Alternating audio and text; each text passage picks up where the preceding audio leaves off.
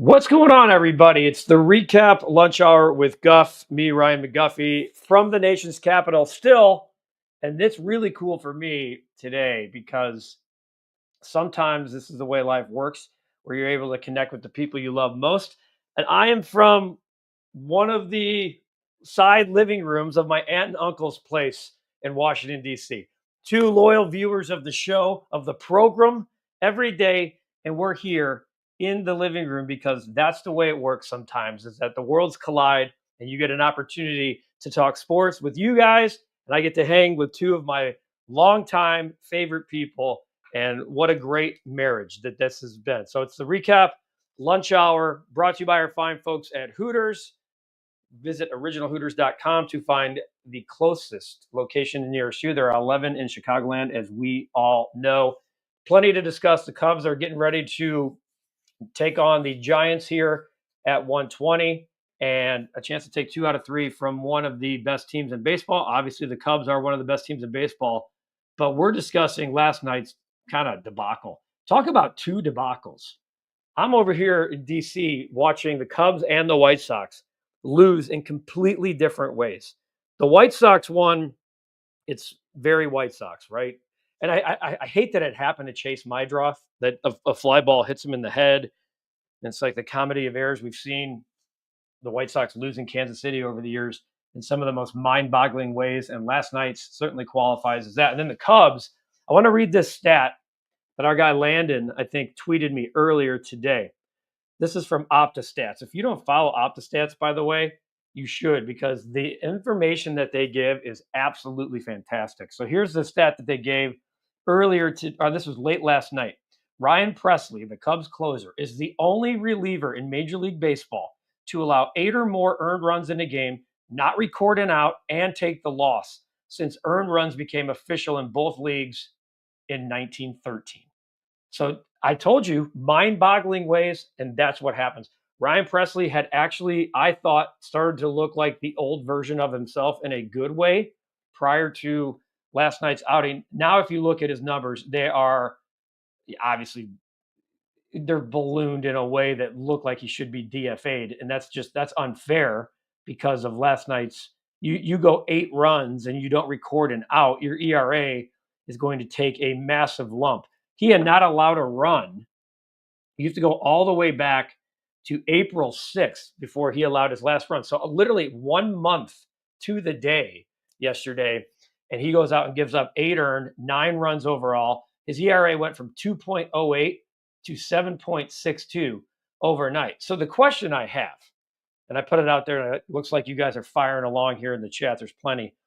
The question I have is, as we get closer to the trade deadline, which we aren't even close to yet, and I know a lot of you guys have been asking about, hey, they need to trade for Sandy Alcantara, they need to trade for X, they need to trade for Y. No one's making these trades right now. But what do the Cubs? I'm talking about to make a deep playoff run, not to get in the playoffs. What do the Cubs need more? A starter or a closer? Because I can argue that the Cubs can get a Jose Quintana-like, not light, Jose Quintana-like pitcher, maybe 2 of them, and have enough from a starter's perspective to make a run. But bullpen-wise, they can't compete with the elites right now. They just can't. I really believe that. I don't think they have enough in the back end to get the job done. And we know in the playoffs, the bullpens are more important in the playoffs than any other sport. I mean, there's just no what other sport has the 7th and 8th and 9th inning of a game where the pressure the walls just get tighter and tighter and tighter. And right now the Cubs don't have those guys. Becky, of course, they need to do something with Pressly. Cubs need both a starter and a closer. David Robertson. I know, Becky, you've been saying David Robertson, but why is he unsigned? Why has nobody else swooped him up and signed him? I'm just saying. And for a guy who's been sitting on his couch, and look, these guys are working out. The guys who are trying to get signed, they're working out.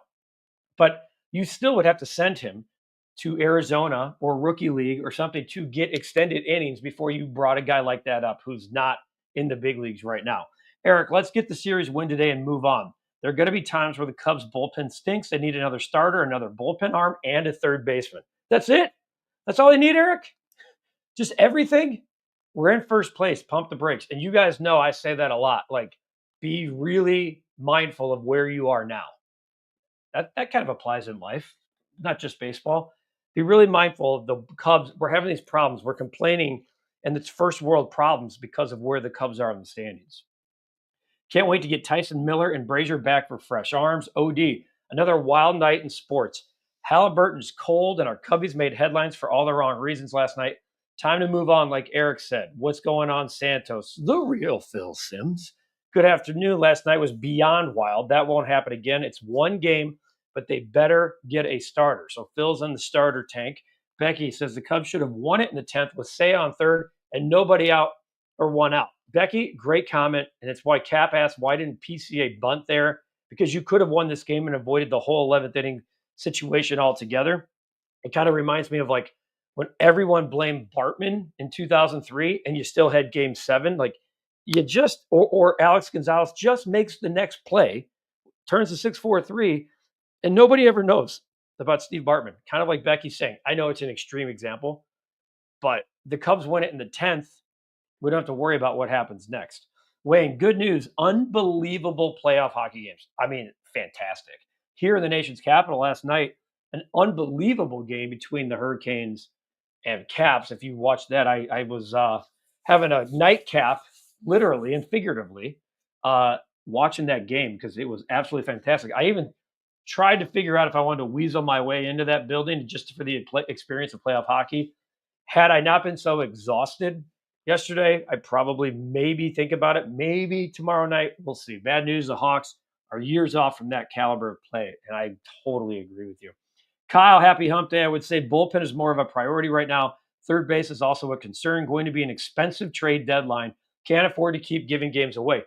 Expensive trade deadline in the fact that you're trading prospects, which you guys know how I operate. Prospects are prospects. You have to be willing to cut the cord on a possible future great player if you think you have a shot to do it this year. Or you've think about 2016. Gleyber Torres could have been a Cub for a long time and a really good one. And he's been a really good player. He was a very good Yankee. But the Cubs needed Aroldis Chapman, and they needed it. They needed him to win the World Series. So you mortgage a piece of your future in order for right now. I'd rather be at the trade deadline every day of the week. Sign me up for buying rather than selling. Selling sucks. No one likes it. It means the season's lost. And that's what's been going on with the White Sox for the last couple of years. And now there's very little to sell. I mean, they have Luis Robert and a couple other pieces. But you want to be buyer, buyer, buyer. Knowledge untamed. Presley stuff isn't as bad.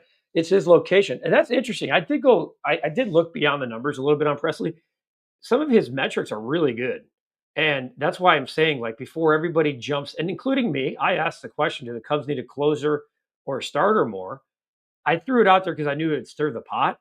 But I still think Ryan Presley is really good at the back end of your bullpen. I just think it'd be awesome if you could slide everybody up a notch. Can you slide Porter Hodge to the 7th, put Presley in the 8th, and some stud in the 9th? Because now you need to shorten the game when you get to the playoffs. And right now, I think the Cubs are missing that like 6.5, 7th inning guy.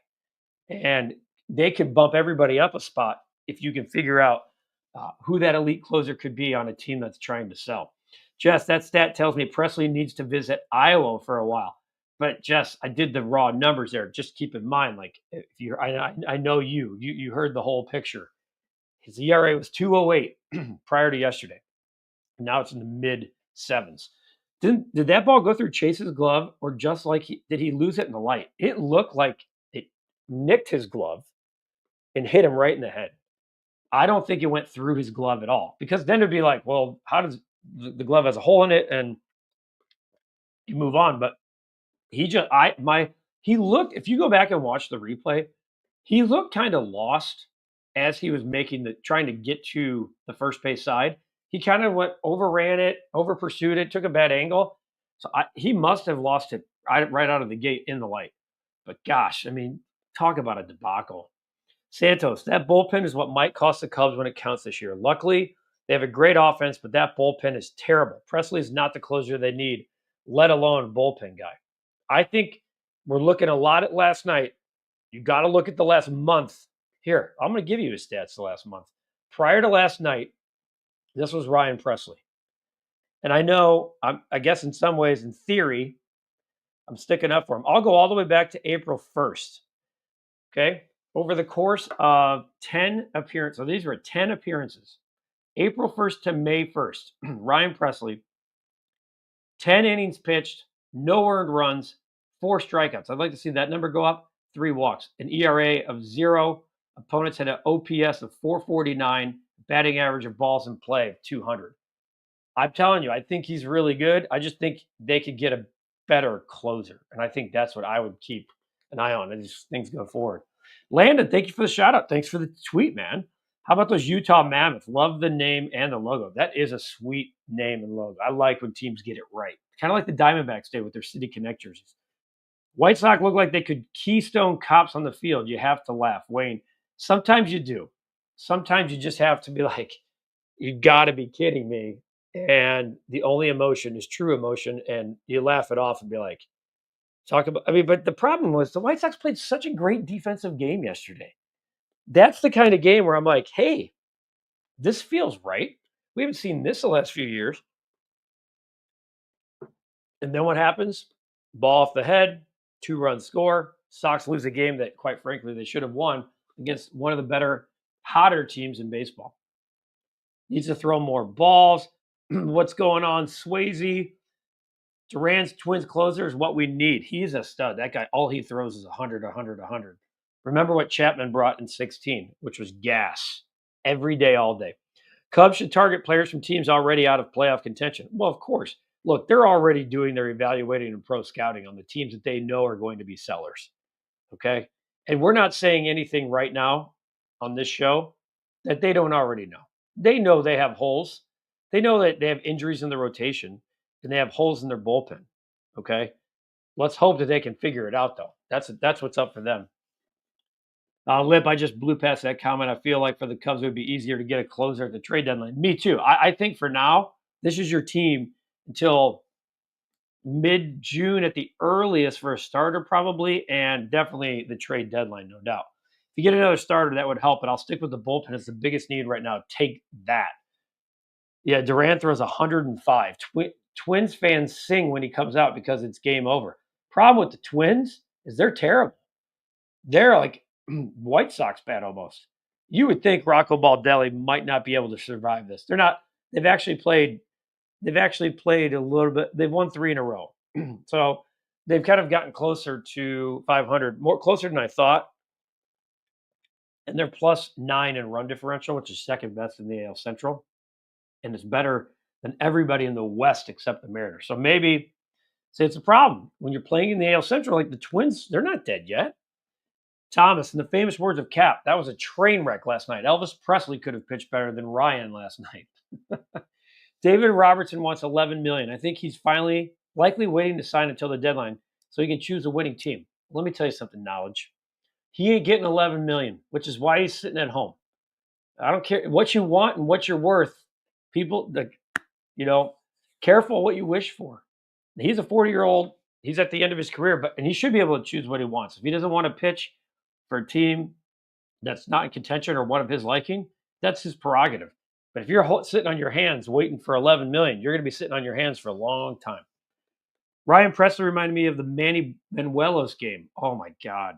I had PTSD from that game. I let it go. You just brought it back up, Landon, where he retired the first 8 Red Sox batters with ease and then proceeded to surrender 10 consecutive hits, all with 2 outs. Eli, what do you think about prospects of the White Sox, Kannapolis, Joe Perez, and George Wolko? Wolko is a mammoth. Speaking of mammoths, that dude is huge. He's like 6'8". I'm going to bring him up here. That dude, and he's local. He's a local kid. Not local to DC, but local to Chicago. Downers Grove kid. He is currently hitting. Oh, Wolko's having a tough go of it right now. He's hitting 165, so he needs to change things around. He's got massive power. So, but yeah, look, the future right fielder of the White Sox, Braden Montgomery, keep an eye on that dude. His highlights are all over social media. He had 2 homers last night. Both were bombs. I can't wait to see. I really feel, and I tweeted this, I really feel Like for the first time since Jermaine Dyer, Magley Ordonez, the White Sox might have a right fielder. That's how good I think this kid can be. Ricketts is still under the luxury tax. Guff, that's the important thing. Godfather, I love waking up every day knowing that you're going to chime in with some smart ass comment to a Chicago sports owner. It literally keeps me going. So I appreciate you as always. You know what else I appreciate? And you guys already know this.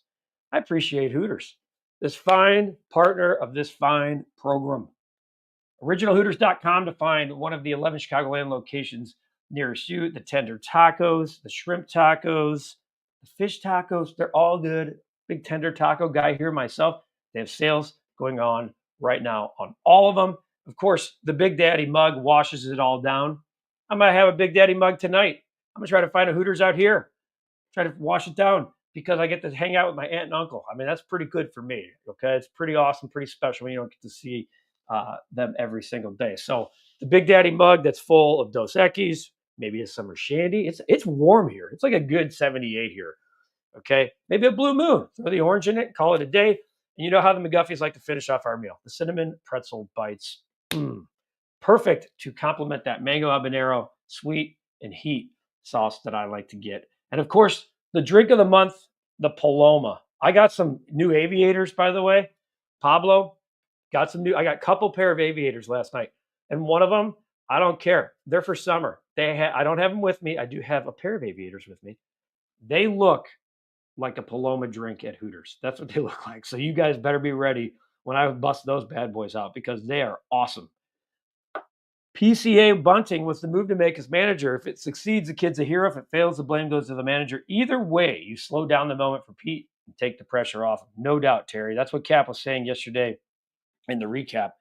And you got to check that out if you haven't already done that. My goodness, you guys, the amount of comments coming in are fantastic. The Cubs being patient with Matt Shaw.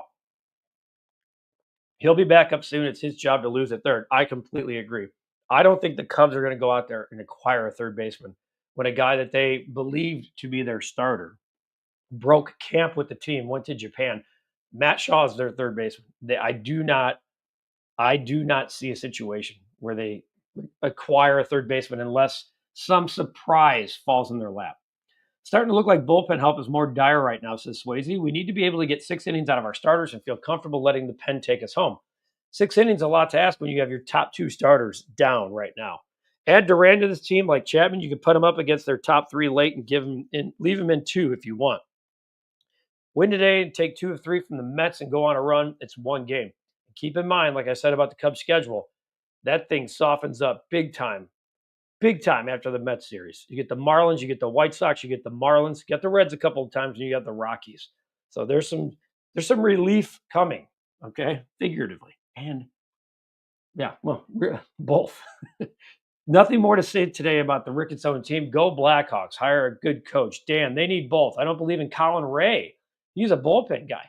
Colin Ray has been fantastic in that starting spot. Can he handle it long term? I don't know, but he's been fantastic. If the Cubs make trades by the deadline, they should focus on players they need with years of control and not a rental. Those players cost the most. So I don't want to hear, oh, we traded our 63rd ranked prospect. No, try to win the World Series now. Torres is not that good. He's above average at best. Gleyber Torres? Is that who you're talking about? Maybe today. Gleyber Torres has been in the big leagues, for 8 years? The guy's finished 3rd in Rookie of the Year. He's a 2-time All-Star. He has 142 career home runs. Come on, man. Don't crap on a guy who's had a really good career. I'm not saying he's a Hall of Famer, but come on. 1 week until the Bears' 2025 schedule comes out. Looking forward to see what the NFL does with the Bears. I would suspect that they are going to prime time the crap out of them. With Ben Johnson and Caleb Williams, people are going to want to see those. And the Bears we already know the opponents. We don't know the dates, but they have one of the tougher looking schedules. I say looking because we don't know. We don't know about what these teams look like. It's a year-to-year league. We don't know. Kyle, still confused by what Craig Counsell didn't have PCA bunts in the 10th last night. Another victory taken away by the manager, in my opinion. Just get a win today and get off to New York. We could have paid Baez and Bryant like most people would have, but Jed saw it coming. Hey, there's a compliment for Jed. Look at that. Yeah, they got that right. They got that definitely right. Not re-signing anybody. The only one they got wrong by far was Kyle Schwarber. No doubt about it. The depth was an issue going into the season. As injuries pile up, it will become more of an issue. I'll excuse the decision to not bunt. He'll learn to put the team ahead of his stats still year 2. Presley is the worst stuff plus of any reliever in baseball, says Uncle Ted. I don't know about the worst, but it's not the best. It's not like can't miss stuff. He doesn't have a high number of strikeouts. Like I said, prior to last night, his appearances, he had 4 strike. I'm going to look. He has 5 strikeouts all season. Is that right? Yeah. 5 strikeouts all season is not going to get it done. You need a guy to come in there and knock your socks off. Now it's just Jordan Wick should get a few games starting. If we look at his rookie year, we want that guy back. Mental is a huge part of it. Wayne, I'm 69. What Chicago team do I still have seeing win a championship? Ooh, okay, Wayne. Let's get you a championship. I would say, well, Cubs probably right now. And the next closest team is the Bears. Which, by the way, that doesn't mean they're going to win it. They may not make the playoffs next year, but you're asking for next closest team. That's who I would pick. Al said the Sox had 3 different closers in 2005. Shingo Takatsu, Dustin Hermanson, Bobby Jenks. We are thinking of Bobby Jenks, who's going through a very rough cancer right now as well in Portugal. But Al's right. I mean, sometimes it's next man up, and you need to find guys, and you need to be able to cut the cord and move on as well. So that's what made 2005 so special, is that the White Sox, it was the next man up, all pull from the same rope mentality. I love Soda. What should Sox do with Chase Mydroth for having the ball bonk off his head like that? Keep supporting him. He's a rookie. Keep supporting him. He's been one of their better players. It's a no-brainer. Do you think Chase Mydroth really wanted to have a ball hit off of his head last night? Come on. If you told me this was a veteran baseball player, I would say, and you felt like he was lazy, I would say, okay, like that might be worthy of a conversation. But I mean, this kid, he has a higher WAR than Miguel Vargas, okay, than Andrew Benintendi. And I know some of those guys have been out, but like, he's been a really good baseball player for the White Sox. Keep supporting him. That makes sense. Terry thought the PCA's choice, not the manager. Yeah, Jess, definitely the manager would call the butt in that situation. Nick Mears is the reliever to trade for. His savant page is blood red for the Brewers. Ooh, Uncle Ted, a big baseball sabermetrics guy. I have that feeling. Kyle, saw the Utah Hockey Club is now officially the Utah Mammoth. Super cool logo and jerseys. And they're incredibly cool. Bearman, Cubs need bullpen pitchers badly. I also think getting a pitcher like Joe Boyle or Ben Lively. See, this is what I love about bullpen guys, is that these are names. Sometimes they don't have to be the biggest, sexiest names, but bullpen volatility is a real thing in the major leagues. And you got to go with the red hot arms this year, not worry about how they got there. If they're having great years, you trade for them when they're having great years. Again, 2 ERA going into last night. Once his location gets right, he's going to be really good. I would still trade for Duran from the Twins. Lip, Cubs should get Quintana. Guy can start and come in for relief. Don't hate trading for Luis Severino from the A's. He just signed a 3-year, $66 million deal. We have to give up prospects, but would have 2 years of control, I think. Yep, you absolutely would. Answering the title of the thumbnail, both. Josh wants both, a starter and a reliever. We have all kinds of Kenny Powers. I'm a Sox fan, so I'm basically manic depressive. That is actually really funny. So let's go to bet of the day, right? Let's go to bet of the day. So the one good thing to come out of the Cubs game last night is that we cashed. That was the beautiful thing. Oh, jumped the gun a little early there, but the Cubs getting to that 5-run plateau. I said yesterday, you're giving me plus money at 4.5 runs for a team that averages over 6 a game. I was like, there's no way I'm reading this right. Oh, turns out I was reading it right. Cash City. So today, Drew Holiday, who just recently returned for the Celtics. If the Celtics, by the way, I have a stat for you for Drew Holiday. He would have had, hang on for a second here. Drew Holiday would have had, what did I see? He would have had the awful shooting night of the Celtics not occurred in the second half, because what was that? It's also why we didn't hit that over 27.5. I was tempted to go back to the number for Jason Tatum again in game 2. I'm going to go over 3.5 assists tonight. He would have had 6 if some of those shots would have gone down. Horrific shooting by the Boston Celtics in game 1.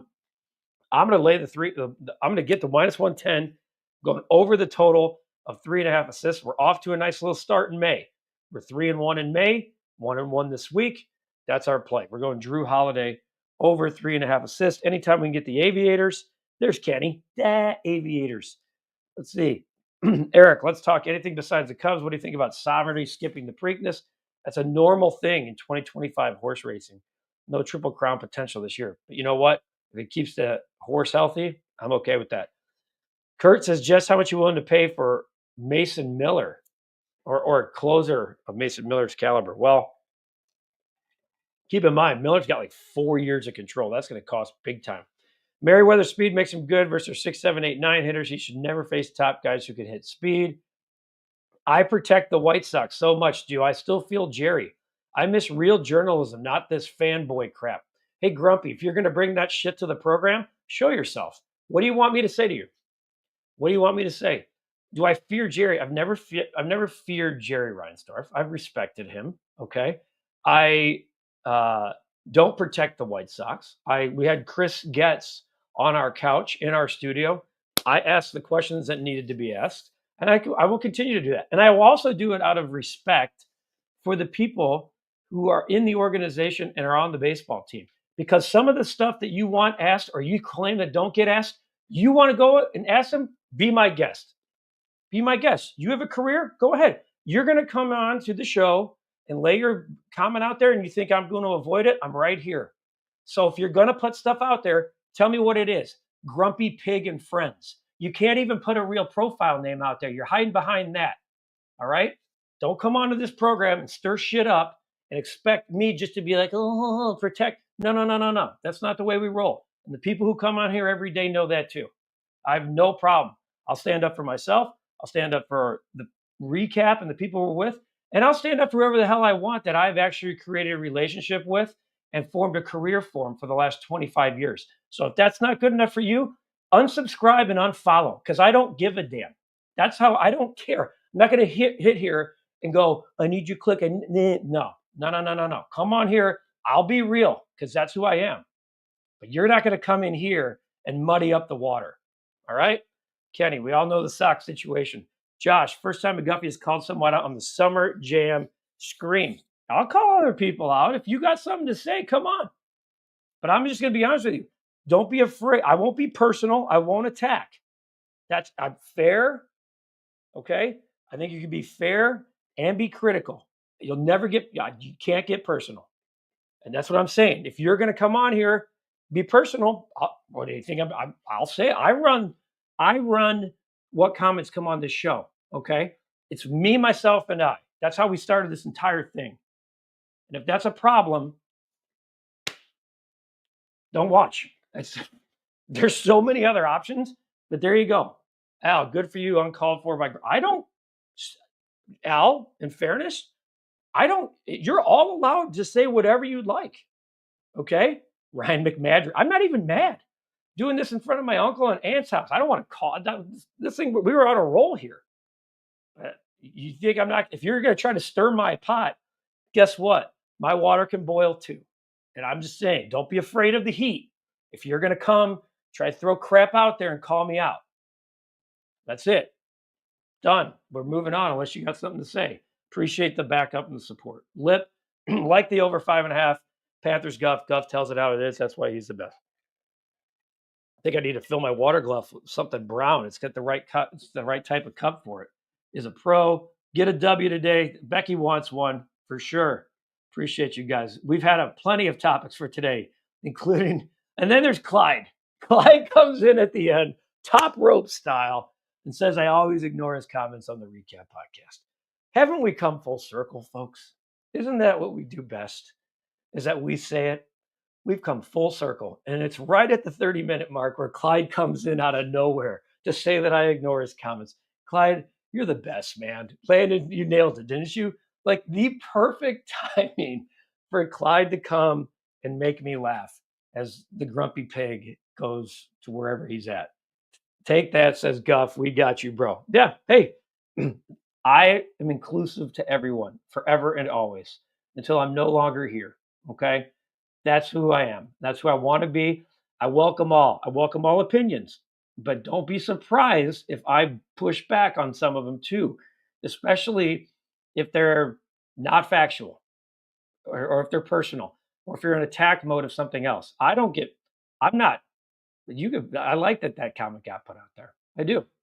But what's the basis and where is the backup? You got nothing. All right. Swayze annoyed Guff remains professionally awesome. Well, hey, I appreciate you guys. You guys know that. I love doing this show every day. Even when I'm not in Chicago, I find places to do it right. People I love. So guess what I don't have to do after this? Try to figure out where my bread's buttered. Because I got my family, I got my friends, and that's all we need. Lip, Grumpy Pig was just slaughtered. And Kurt, want to remind people that what it costs for Miller when big names start leaving him. No doubt about it. There's the bet of the day. We're going Drew Holiday. I'll put a little video out earlier or later too. Over 3.5 assists tonight as the Celtics trying to avoid the Cleveland Cavalier situation of being pushed against the wall down 0-2 and now going to Indiana. That watch out, folks. Watch out. Maybe the Cavs are gettable because I did not expect that last night from Tyrese Halliburton. This has been the Recap Lunch Hour with Guff, me, Ryan McGuffey, live from the nation's capital. I'll be back tomorrow in the nation's capital, bringing this fine program. We got a White Sox recap podcast I'm recording tomorrow with Connor McKnight. So throw your questions at us for that. That should be a lot of fun. Cap and Gordon are doing a Cubs recap podcast later this afternoon. So we're coming to you with content as always. We'll have a recap after this afternoon's Cubs game, the recap rush hour, and we'll also have the White Sox recap. For everybody at the recap, I'm Ryan McGuffey. We appreciate you. Appreciate you guys each and every day. Take care of yourselves. Enjoy the weather. Enjoy each other. Okay? Take care of yourself. I'll see you guys tomorrow. Enjoy your day. It's brought to you by Hooters. Go to originalhooters.com to find one of the 11 Chicagoland locations nearest you. Have a great day.